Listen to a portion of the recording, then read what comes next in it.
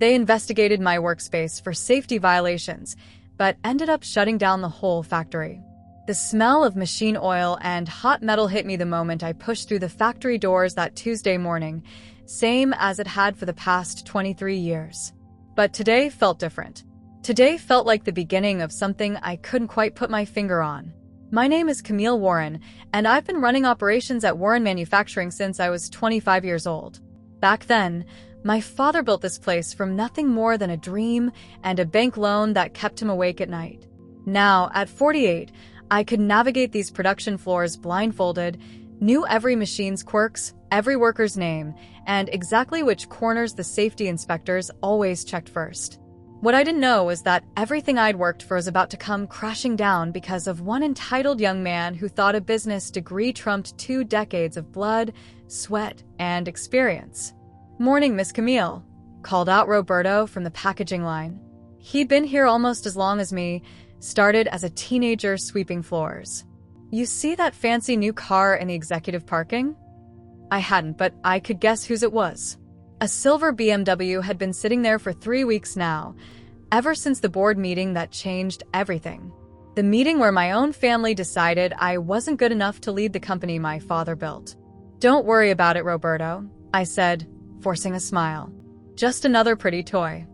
But inside, my stomach churned like it had every morning since they announced that Darius Hartwell, my sister Linda's 28-year-old golden boy, would be taking over as Chief Operations Officer. The position I'd been promised. The position I'd earned.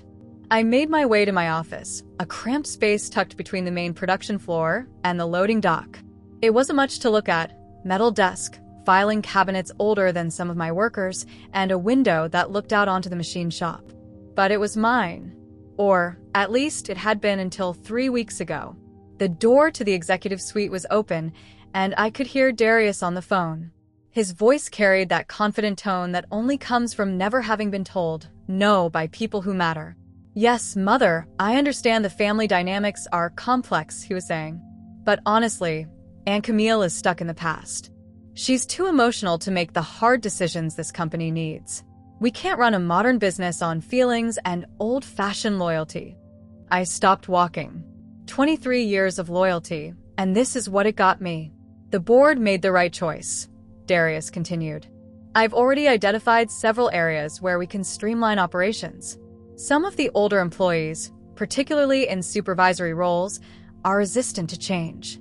But that's exactly why fresh leadership was necessary." Fresh leadership. Code for get rid of Camille. I slipped past his office and into mine, closing the door with more force than necessary. The family photos on my desk seemed to mock me. Pictures of company picnics, retirement parties, the day we hit our first $1 million in revenue. In every single one, I was there, working, building, leading.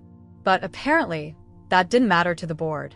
My own brother Marcus, who now served as company president, had looked me in the eye 3 weeks ago and said, "Camille, we need someone with a more strategic mindset. Darius has fresh ideas, an MBA from Georgia Tech. The industry is changing, and we need leadership that can adapt." Adapt. As if I hadn't been adapting to changes in manufacturing for over 2 decades. As if I hadn't been the one to implement our lean production systems, our quality control protocols, our worker safety programs. "You're too close to the day-to-day operations," Linda had added, not meeting my eyes. "Sometimes you let your emotions cloud your judgment when it comes to personnel decisions." Translation: I cared too much about the people who worked here. I fought too hard to keep good employees during slow periods. I refused to cut corners when it came to safety or quality. The irony wasn't lost on me that they called me emotional, while Linda could barely contain her pride over her son's promotion. But then again, maternal pride was apparently the acceptable kind of emotion in the Warren family boardroom. A knock on my door interrupted my brooding. Sarah Martinez, my assistant supervisor, poked her head in. She'd been with the company for 8 years, worked her way up from the assembly line through sheer determination and skill. "Hey, Camille. Got a minute?" "Sure, come in. What's on your mind?" Sarah closed the door behind her and sat down across from my desk. Her expression was troubled, the kind of look that usually meant bad news was coming. It's about the new policies Darius has been implementing, she said quietly. The workers are concerned. What kind of concerns? Well, for starters, he's mandating overtime for the next 6 weeks to meet some new production targets he set. But he's also cut the safety meeting time in half and eliminated the monthly equipment maintenance reviews you instituted. My jaw tightened. Those maintenance reviews had prevented 3 major breakdowns last year alone. And the safety meetings? 15 minutes instead of 30. He says we're spending too much time on bureaucratic procedures and not enough time on actual production. I felt that familiar fire building in my chest, the one that had got me labeled as too emotional in the first place. But this wasn't about emotion. This was about the safety and welfare of 63 employees who depended on this place for their livelihoods. Sarah, I want you to document everything. Every policy change, every shortened meeting, every skipped maintenance check. Keep detailed records. Are you planning to challenge him? Before I could answer, my phone rang. The caller ID showed the main office number. Camille Warren, I answered. Miss Warren, this is Patricia from the front desk. There are some gentlemen here to see you. They're from OSHA. My blood ran cold. OSHA, the Occupational Safety and Health Administration. They didn't make social calls. Did they say what this is about? They mentioned a complaint that was filed about safety violations in your department. They have some paperwork they need to discuss with you immediately. I looked at Sarah, whose face had gone pale. OSHA complaints weren't taken lightly, and they could shut down operations if they found serious violations. Tell them I'll be right there, I said, hanging up the phone. Camille, what's going on? Sarah asked. I don't know, but I'm about to find out. I stood up, smoothing down my work shirt. And Sarah? Start that documentation today. Something tells me we're going to need it. As I walked toward the front office, my mind raced. Our safety record was spotless. I personally conducted weekly inspections, maintained all required documentation, and had never cut corners when it came to employee safety. So, who would file a complaint? And why now? But even as I asked myself these questions, a darker thought crept into my mind. The timing was awfully convenient. Just 3 weeks after Darius took over, just as he was implementing policies that prioritized production over safety protocols. Maybe this wasn't about someone filing a complaint at all. Maybe this was about someone creating an opportunity to file one. The executive suite door was still open as I passed, and I could see Darius at his desk, typing away on his laptop. He looked up as I walked by, and for just a moment, I caught something in his expression. Not surprise.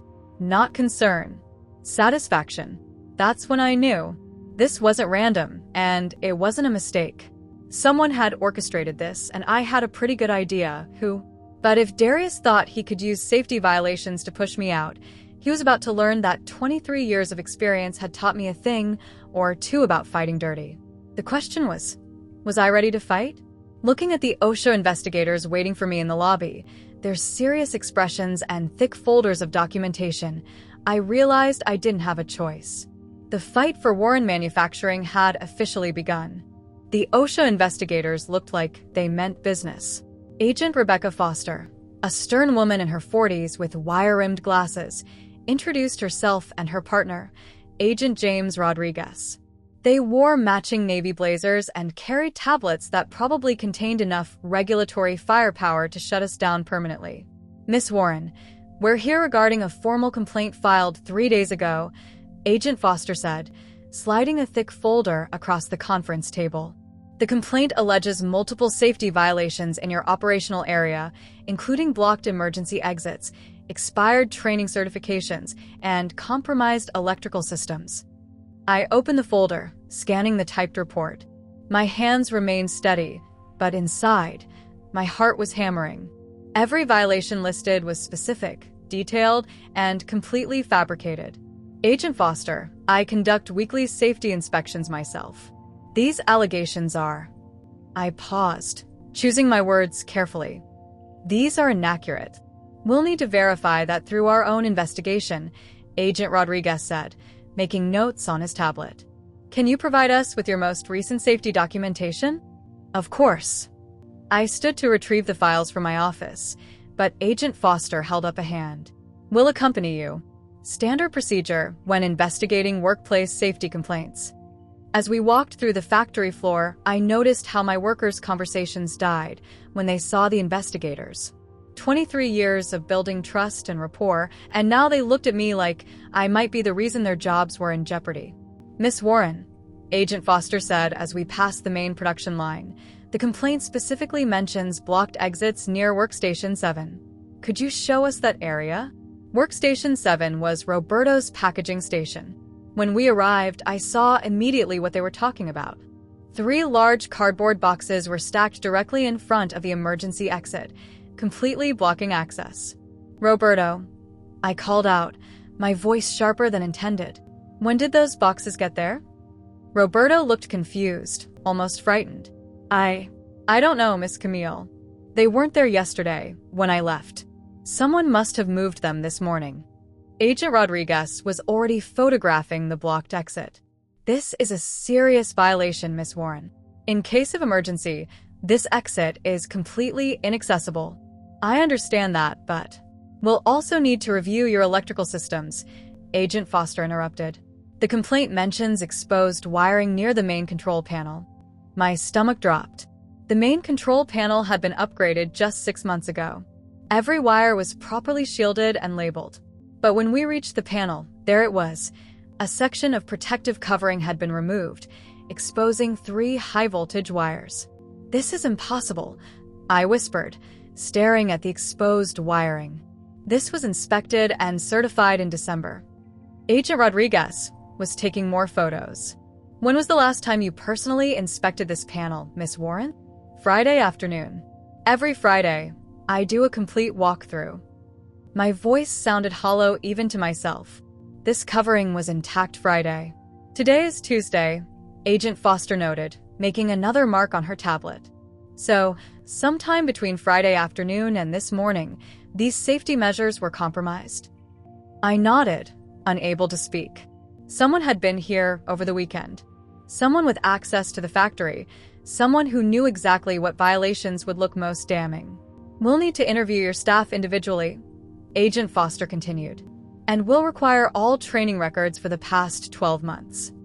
As the investigators continued their examination, I slipped away to my office. My hands were shaking as I pulled out my phone and called Marcus. Marcus, we have a problem. OSHA is here investigating safety violations in my department. What? Camille, what's going on? Someone filed a complaint. Everything they're finding looks legitimate, but I swear to you, these violations weren't here Friday.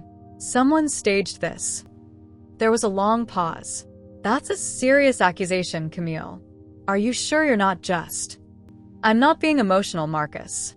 I'm telling you, someone sabotaged my department. Who would do that? I wanted to say Darius's name, but I needed proof. I don't know yet, but I'm going to find out.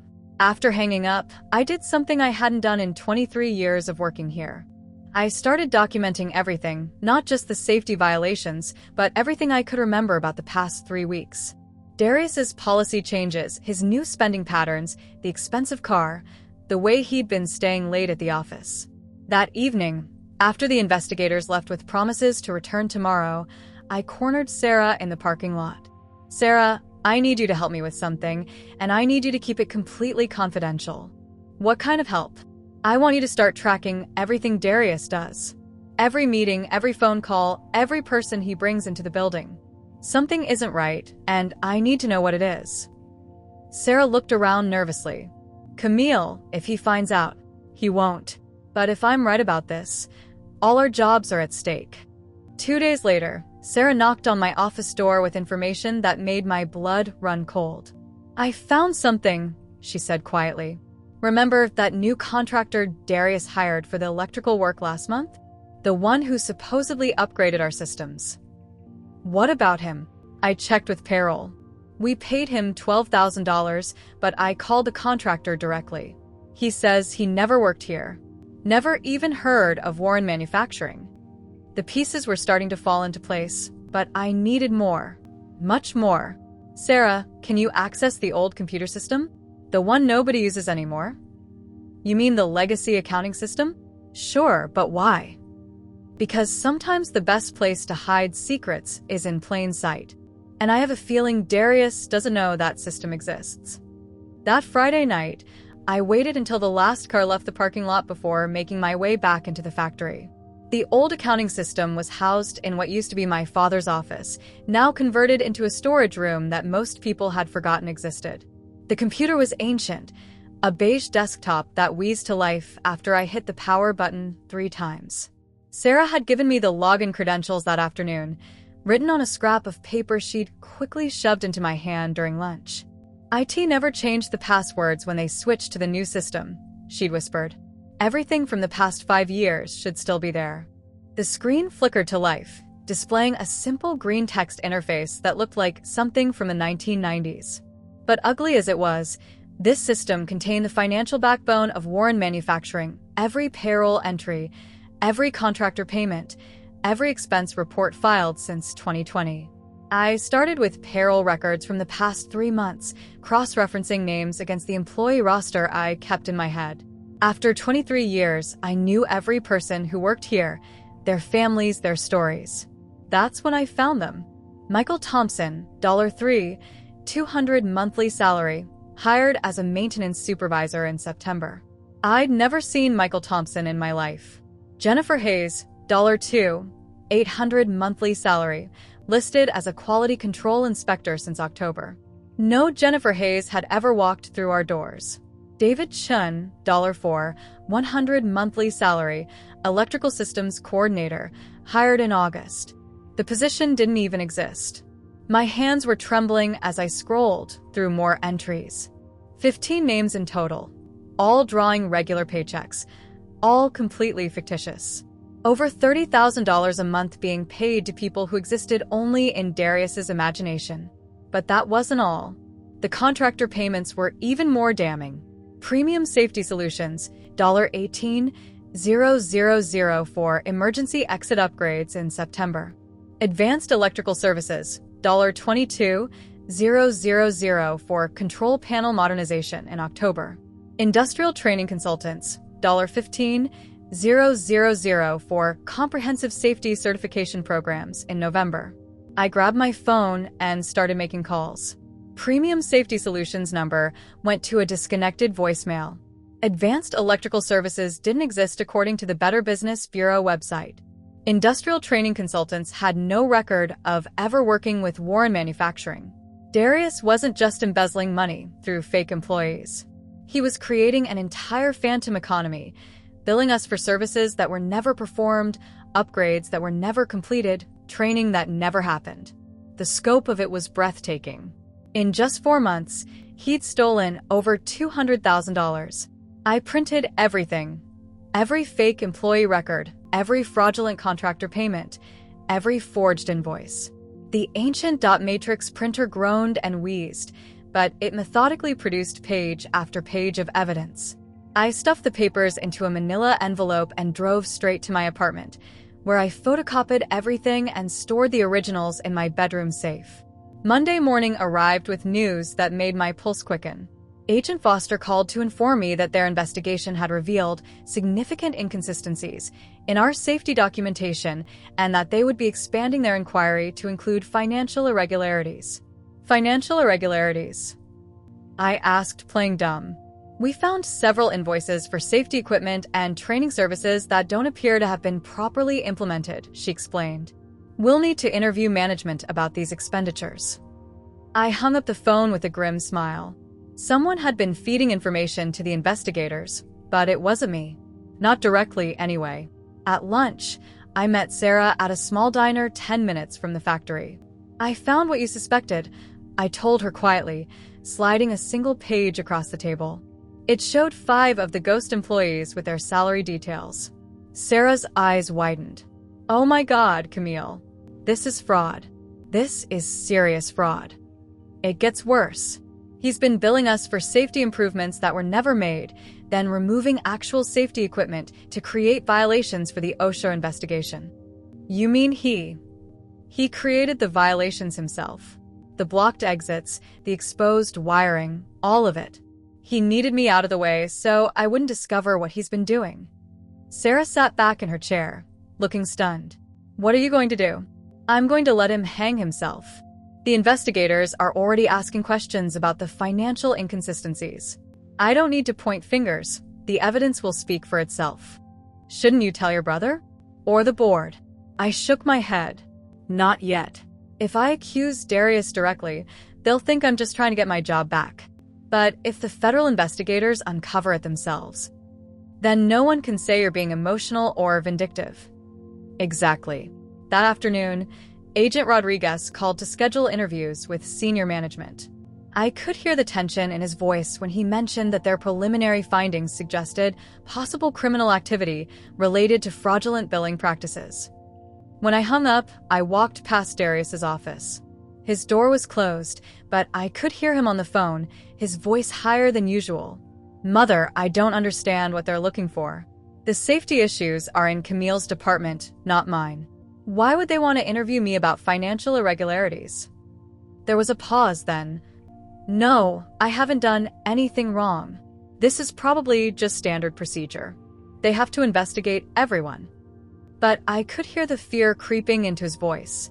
The cocky confidence was cracking. As I settled back into my office, Sarah appeared in my doorway with a worried expression. Camille, there's something else. I just heard from Patricia at the front desk. Your sister Linda called an emergency board meeting for tomorrow morning. My stomach tightened. What's the agenda? Disciplinary action. Against you. The irony was almost poetic.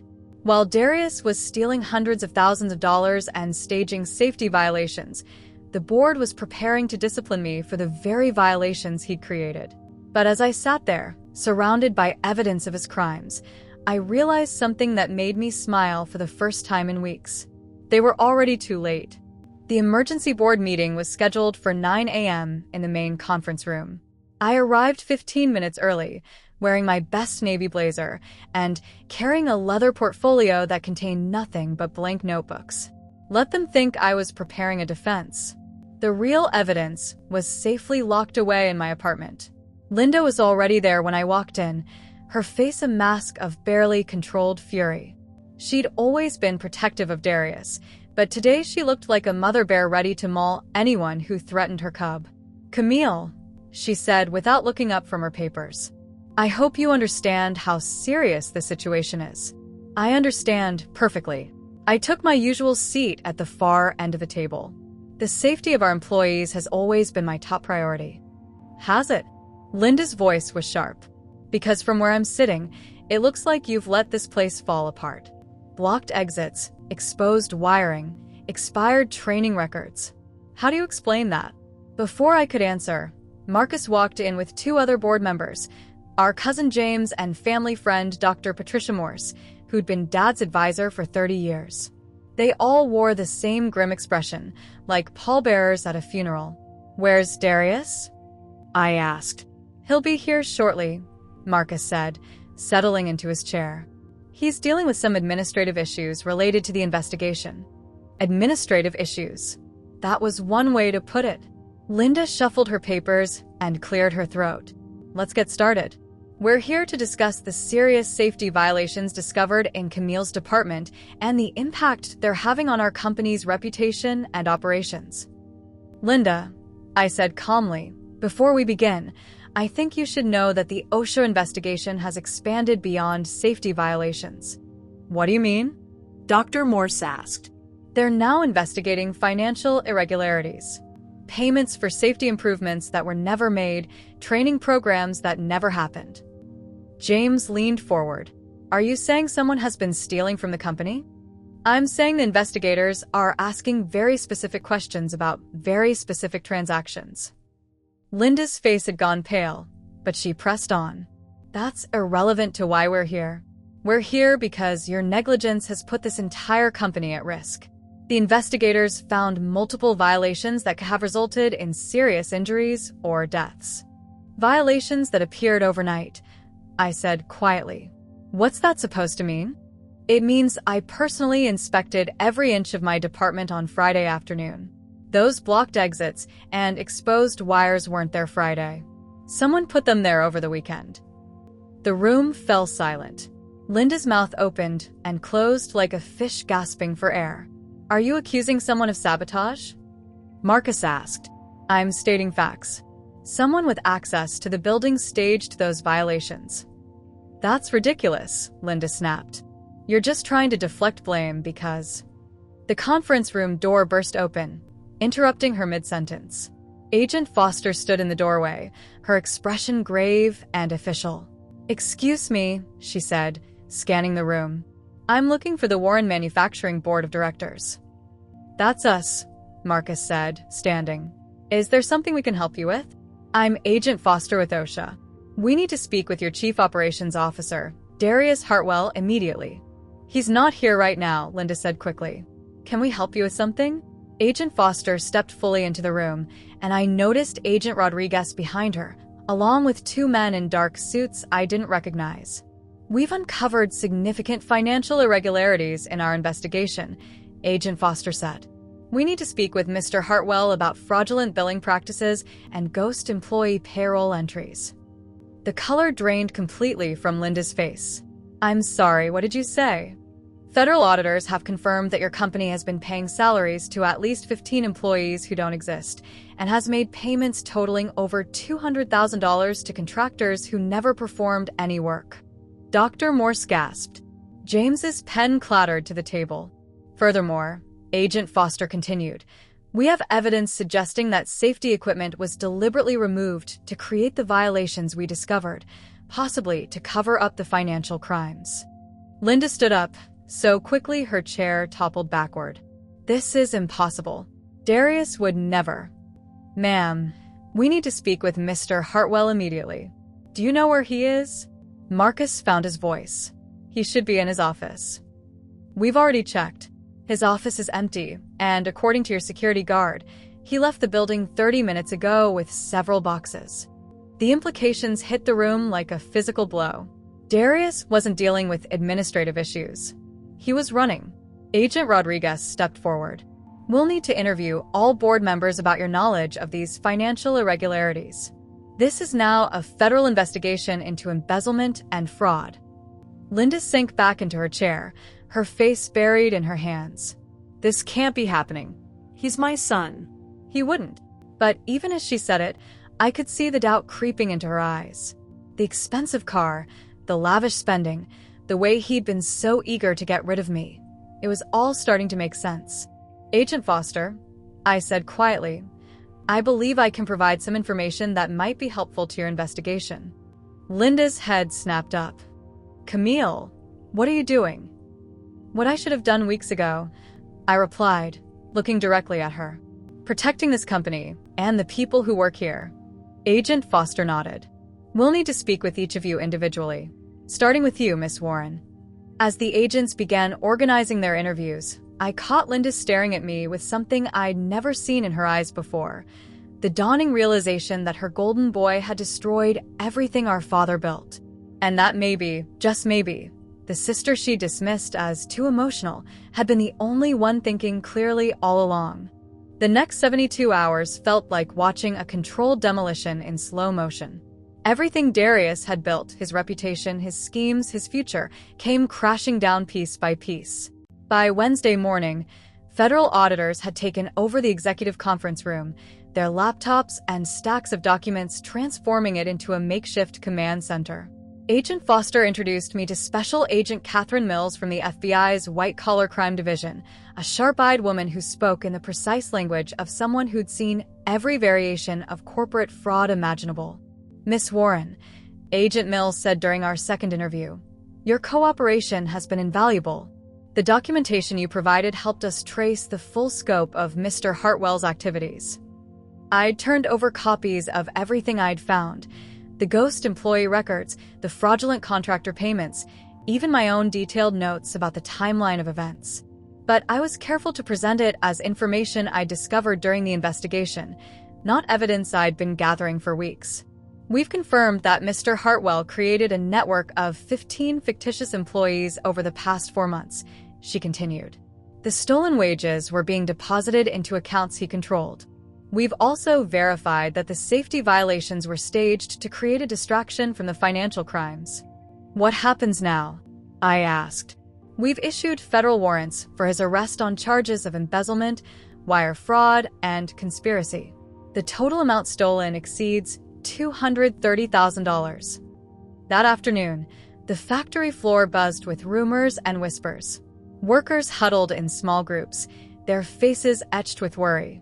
23 years I'd been here, and I'd never seen morale this low. Roberto approached me during the shift change. "Miss Camille, is it true what they're saying? That we might shut down?" I put my hand on his shoulder. "Roberto, I'm not going to lie to you. The situation is serious. But this company has survived worse, and we'll survive this too. What about our jobs?" "Your jobs are safe. The crimes were committed by one person, not by this company or the people who work here." But even as I said it, I wasn't entirely sure.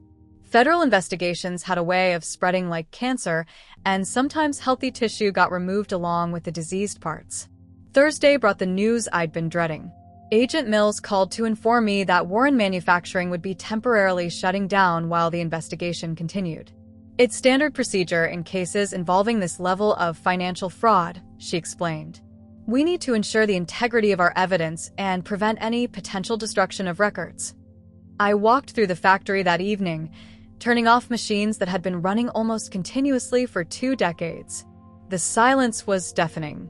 63 people would wake up tomorrow with nowhere to go, no paychecks to expect, no certainty about their futures. At home, my phone rang constantly. Marcus called 3 times, his voice strained and exhausted. "Camille, the board is meeting tomorrow to discuss next steps. We need to figure out how to minimize the damage." Linda called once, her voice barely above a whisper. "Camille, I owe you an apology. I was so wrong about everything. About you, about Darius, about everything." "Linda." "No, let me say this. You tried to warn us, and we didn't listen.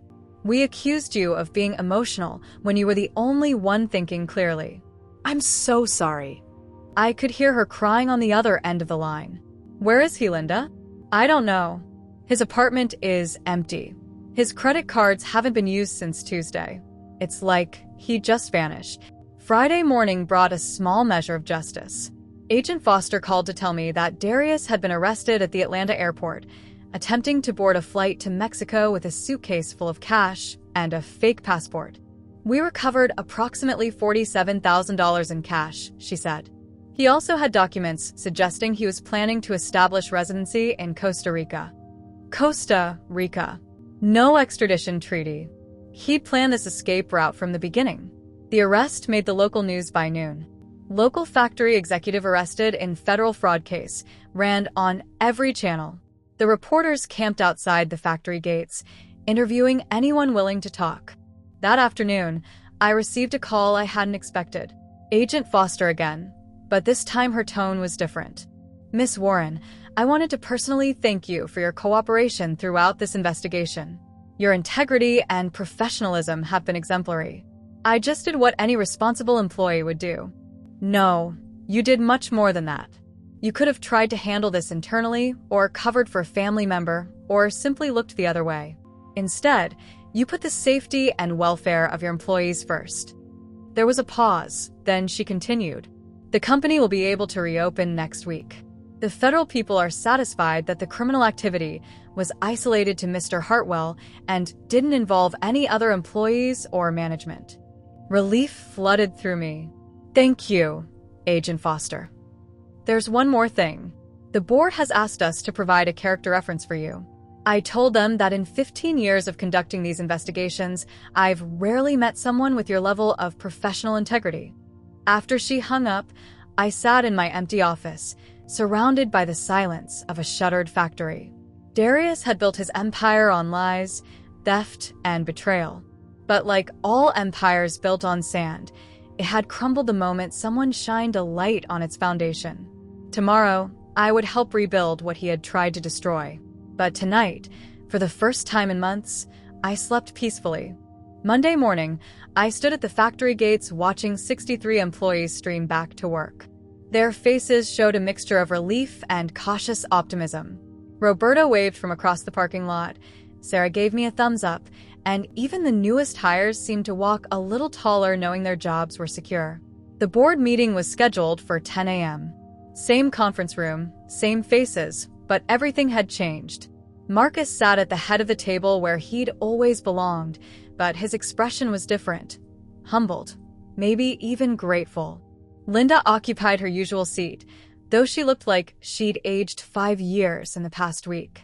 Dr. Morse and James completed the circle, both wearing the kind of serious expressions reserved for momentous decisions. "Camille," Marcus began, "I think we all owe you an enormous debt of gratitude. Your actions saved this company." "I just did my job." "No," Linda interjected, her voice steadier than it had been since Darius's arrest. "You did much more than that. You protected 63 families when we were ready to throw you under the bus for something you didn't do." Marcus cleared his throat.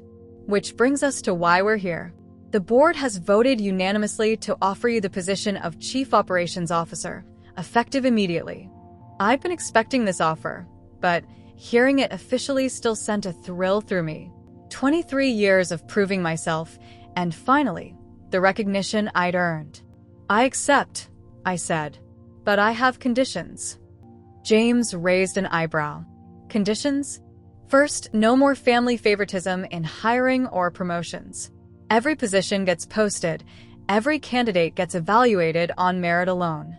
"Agreed," Marcus said immediately. "Second, I want full authority to restructure operations as I see fit. No board interference in day-to-day decisions." Dr. Morse nodded. "That's reasonable." "Third, we implement a whistleblower protection policy. Anyone who reports suspected fraud or safety violations gets full protection from retaliation." Linda winced slightly, but nodded. "Whatever you think is best." "And finally," I said, looking directly at each board member, "we establish a zero-tolerance policy for financial irregularities. Any executive caught falsifying records or misappropriating funds gets terminated immediately and prosecuted to the full extent of the law." "Even family members?" Linda asked quietly. "Especially family members." The vote was unanimous. That afternoon, I cleaned out Darius's former office, now mine. His expensive furniture was replaced with my practical desk and filing cabinets. The motivational posters came down, replaced with safety charts and production schedules. Where he'd hung his MBA diploma, I put up a photo of the entire workforce from last year's company picnic. My first official act was eliminating the 15 ghost employees from payroll and conducting a complete audit of all contractor relationships. Sarah, whom I promoted to assistant operations manager, helped me identify 3 more questionable transactions that predated Darius's employment. "Looks like he wasn't the first person to try skimming from this company," she said, reviewing the older records. "But he'll be the last," I replied. By Wednesday, I'd implemented new safety protocols that actually improved efficiency rather than hindering it. The workers responded positively. They'd always known the difference between genuine safety measures and bureaucratic box checking. Roberta stopped by my office Thursday afternoon with a proposal from the floor workers. "Miss Camille, the guys have been talking. We want to do something to show our appreciation for what you did. We're thinking about starting a suggestion program, ways to improve safety and efficiency that come from the people actually doing the work." "I love that idea, Roberto. Let's make it official." Within 2 weeks, we'd received 47 suggestions from the workforce. 31 were implemented immediately, resulting in measurable improvements in both safety metrics and production output. The family dynamics took longer to heal. Marcus and I gradually rebuilt our professional relationship, though the easy familiarity of our childhood was gone, replaced by something more mature and respectful. Linda still struggled with guilt over Darius, but she'd stopped questioning my decisions and started asking for my advice on company matters. Dr. Morse, who'd known our father best, pulled me aside after a board meeting 6 weeks later. "Your father would be proud, Camille. He always said this place needed someone who understood that a company's greatest asset is its people, not its profits." "He taught me that," I replied. "No, I think you learned that on your own. He just gave you the opportunity to prove it." 3 months later, Warren Manufacturing was more profitable than it had been in 5 years. Worker satisfaction was at an all-time high, safety incidents had dropped to zero, and we'd landed 2 major new contracts based on our reputation for reliability and integrity. I kept a newspaper clipping on my desk from Darius's sentencing hearing. Former factory executive sentenced to 5 years for embezzlement. The article mentioned that he'd attempted to blame the crimes on a disgruntled employee, but that federal investigators had found no evidence to support his claims. Some evenings, I walked through the factory floor after the shifts ended, listening to the quiet hum of machinery at rest.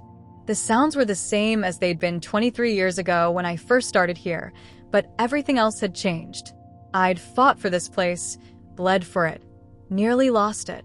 But in the end, I hadn't just won back my position. I'd reclaimed my dignity, rebuilt my family's trust, and proved that sometimes the person everyone underestimates is exactly the person they need. And this time, I wasn't shrinking to make anyone comfortable.